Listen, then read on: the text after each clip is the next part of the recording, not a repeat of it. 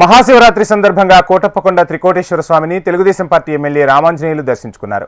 కోటప్పకొండను అభివృద్ధి చేసింది తెలుగుదేశం పార్టీ అని చెప్పుకొచ్చారు. ఈ ఏడాది భక్తులకు త్రికోటేశ్వర స్వామిని దర్శించుకునేందుకు అధికారులు అన్ని ఏర్పాట్లు చేశారని స్పష్టం చేశారు. ఇక ఎమ్మెల్యే రామాంజనేయులతో ఏర్పాట్లకు సంబంధించి మా ప్రతినిధి నరసింహారావు ఫేస్ టు ఫేస్.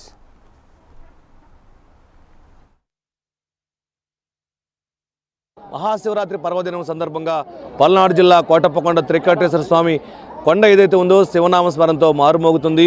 అంతేకాకుండా కూడా ఇటు తెలుగు రాష్ట్రాల నుంచి కాకుండా ఇతర జిల్లాల నుంచి ఇతర రాష్ట్రాల నుంచి కూడా పెద్ద ఎత్తున కూడా తరలి వస్తున్నారు భక్తులు. త్రికోటేశ్వర స్వామికి వేలాది మంది భక్తులు ఇప్పటికే దర్శనం చేసుకున్నారు. అయితే ప్రస్తుతము పెరుగుతున్నటువంటి ఎండలు కానీ పెరుగుతున్నటువంటి భక్తులను దృష్టిలో పెట్టుకొని ఎలాంటి ఏర్పాట్లు చేశారు, ఈ ఏర్పాట్లపై ప్రజలకు ఏం చెప్పబోతున్నారు, అంతేకాకుండా కూడా ఇప్పుడే త్రికోటేశ్వర స్వామిని దర్శనం కూడా చేసుకున్నారు పత్తిపాడు ఎమ్మెల్యే రామాంజనేయులు గారు. ఆయన ఉన్నారు ప్రస్తుతం, ఆయన మాటలు. సార్ చెప్పండి, ఏంటి ఏర్పాట్లు ఎలా ఉన్నాయి, గత ఏడాదితో పోలిస్తే ఈ ఏడాది మెరుగ్గా ఉన్నాయని అంటున్నారు?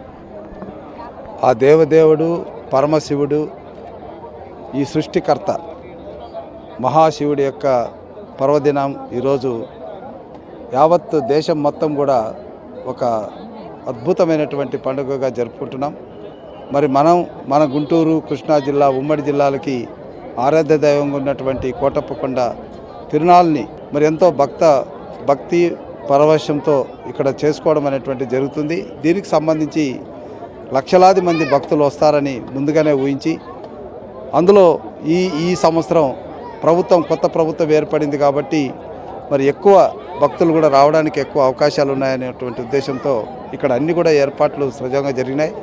పల్నాడు మరి జిల్లా ఏర్పాటు అయిన తర్వాత మరి కొత్తగా ఏర్పడినటువంటి అరుణబాబు నేతృత్వంలో, ఇక్కడ కలెక్టర్ గారి నేతృత్వంలో, అదేవిధంగా ప్రజాప్రతినిధుల నేతృత్వంలో అన్ని సౌకర్యాలు కూడా బాగా ఉన్నాయి, ఏర్పాట్లన్నీ బాగున్నాయి.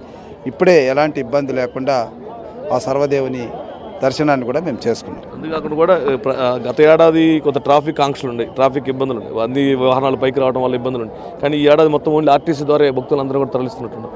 అలాంటి ఇంకా ట్రాఫిక్ ధరలు ఇంకా సాయంత్రంగా పెరిగే అవకాశాలు ఉంటాయి ఖచ్చితంగా. ఎందుకంటే విఐపీలకు ముఖ్య విజ్ఞప్తి చేశాము ఆ రోజు. ఎమ్మెల్యేలైనా ఎంపీలైనా మినిస్టర్లైనా అందరూ కూడా మరి బస్సుల్లో ప్రయాణం చేసి సామాన్య ప్రజానీకానికి ఎలాంటి ఇబ్బంది లేకుండా చేయాలనేసి చెప్పాము. సో దాని మేరకే కలెక్టర్ కూడా ఆ రకంగానే అందరినీ రిక్వెస్ట్ చేశాడు. ఇప్పుడు మేము కూడా బస్సులోనే వచ్చాం.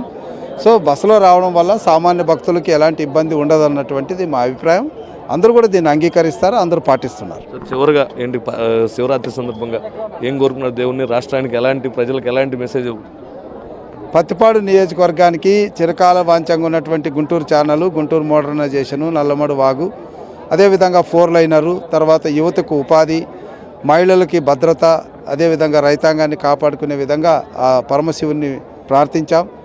మరి పత్తిపాడు నియోజకవర్గం ప్రజలందరూ కూడా, ప్రతి కుటుంబం కూడా సుఖ సంతోషాలతో ఉండాలని, ముఖ్యంగా ఈ నియోజకవర్గం నుంచి వివిధ దేశాల్లో ఉన్నటువంటి మా ఎన్ఆర్ఐ సోదరులు, అదేవిధంగా వివిధ రాష్ట్రాల్లో ఉన్నటువంటి మా సోదరిమణులు అందరూ కూడా సుభిక్షంగా సంతోషంగా ఉండాలని ఆ పరమశివుని ప్రార్థించారు. సో ఇది మనం చూసుకుంటే మొత్తానికి ఎవరైతే ఉన్నారో ఈ డెవలప్మెంట్ కానీ, అంతేకాకుండా కూడా అభివృద్ధి విషయంలో కోటప్పకొండ రానున్న రోజుల్లో కూడా ఇంకా ముందుకు తీసుకెళ్తామని చెప్పేసి, అంతేకాకుండా లక్షలాది మంది ఇప్పటికే ఈ త్రికోటేశ్వర స్వామిని దర్శనం చేసుకోవడానికి వస్తున్నారని చెప్పేసి, మరోవైపు ఇక ఈ పర్వదినం సందర్భంగా మహాశివరాత్రి సందర్భం కూడా ఈ పత్తిపాడు నియోజకవర్గం కానీ, అంతేకాకుండా రాష్ట్ర ప్రజలు కానీ సుభిక్షంగా ఉండాలని చెప్పేసి కూడా ఆ పరమశివుని కోరుకున్నామని చెప్పేసి కూడా పత్తిపాడు ఎమ్మెల్యే రామాంజనేయులు చెప్తున్నారు. గణేష్తో నరసింహారావు, HM TV, పల్నాడు జిల్లా.